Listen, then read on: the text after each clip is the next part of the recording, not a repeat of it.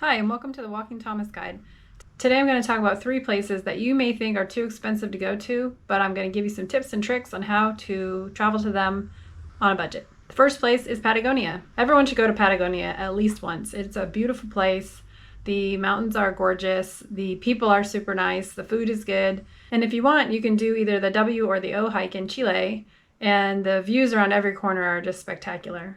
I did this trip many years ago, and I had a great time, and I was a backpacker, and we were going to be traveling for a year, so I was all about being on the budget, and we had no problem doing this trip.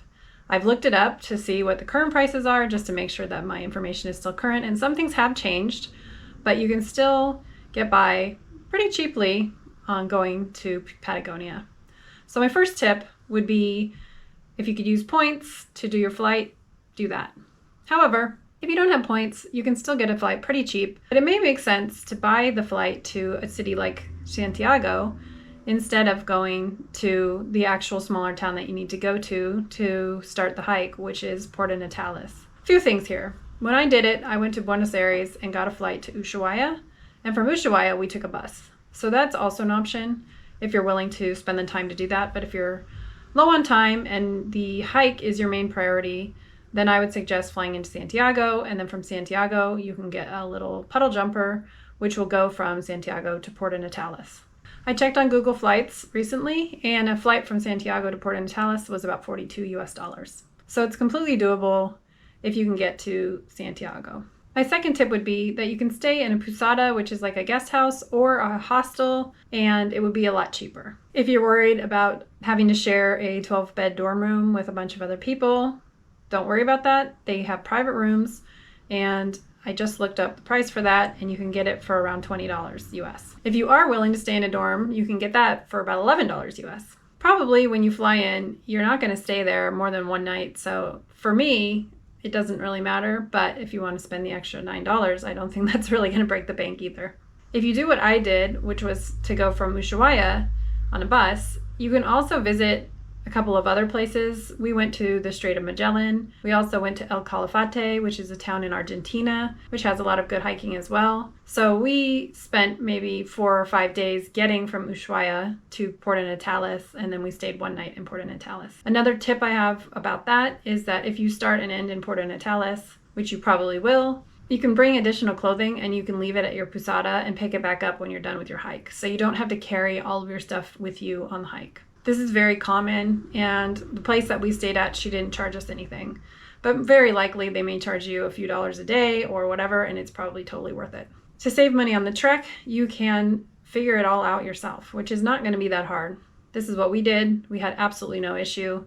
And I just looked it up, and to get a guide or to go on an organized tour can cost you upwards of $2,500. And if you just book it all yourself, it will be a lot cheaper. There are a couple of things you need to think about. First of all, you do need to get a park pass, which when I did it, it wasn't a big deal. You actually just bought it at the gate. It looks like now you do have to get it in advance, but that would be something you would need to look into ahead of time. The other thing that they've changed since I did it was you do have to book your camping ahead of time. So there's a couple different options. You can stay in a refugio, which is a room with a bunch of people, oftentimes like multiple beds in one room, or you can go pitch your tent and camp. I did not look up the pricing for either of these things. You'll have to do the research yourself, but definitely organizing it yourself is a lot cheaper than getting a guide. The other thing you can do if you are not a backpacker a lot of the time is if you don't have the gear, you can actually rent it in Puerto Natales. I looked up pricing for this, and it's $56 a day for a single person or $90 a day for a couple. And even if your hike is 5 or 7 days, this is still cheaper than the $2,500 that the organized tour will cost. The other thing you'll get on an organized tour is they will make you meals, but this is something that doesn't really cost a lot, especially when it's backpacking food. You can easily get instant rice, instant mashed potatoes, some tuna packets, and some crackers and things like that, and you don't have to break the bank to eat well. The number 2 thing that you think is probably very expensive, but you can get a lot cheaper than you may think, is African safaris. I've been to both Namibia and South Africa and done safaris in both of them. And both times I did a self-guided option. Basically what this means is we rented a car, and then you just have to pay the entrance to the park, and you can drive around and look at all the animals that you want and spend as much time as you want for one day. The parks that I went to are Etosha in Namibia and Kruger in South Africa, and both of these allowed that option. I also looked up the prices currently for park entry, and it's approximately $30 per day per person.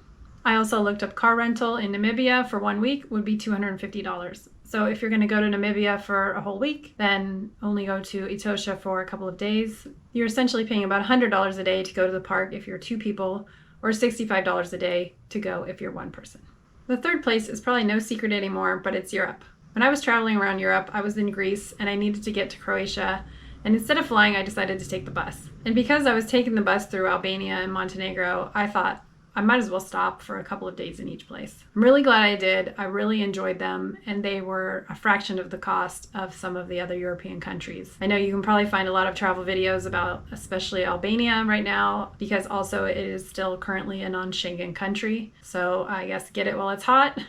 Because who knows, it may be joining the Schengen zone at some point, and then you will be restricted to 90 days per 180 days to go to that country as well. These countries also have a lot to offer. Montenegro has beautiful mountains and a very stunning beach scene, as does Albania. And I haven't been to these countries, but I've also heard that Romania, Bulgaria, Serbia, Macedonia also have some very beautiful cities and mountains and scenery, and are not still quite as expensive as some of the other parts of Europe. Of course, the other tip is to go on the off season, which I'm sure we've all heard before, but there's a lot of countries in the wintertime that really don't get that cold. The south of Spain, the south of France, the south of Italy, Greece, Albania, some of the islands in Turkey also don't get down to as low temperatures as some of the other places in the north. So now you've heard 3 places that you can go without breaking the bank that you may have thought were expensive before. So tell me in the comments, is there a place like this that you've traveled to that you were very surprised that you could actually do it a lot cheaper than you thought? And if so, what were your tips and tricks? And otherwise, I will see you soon, and happy travels. You're essentially paying about $100 a day to...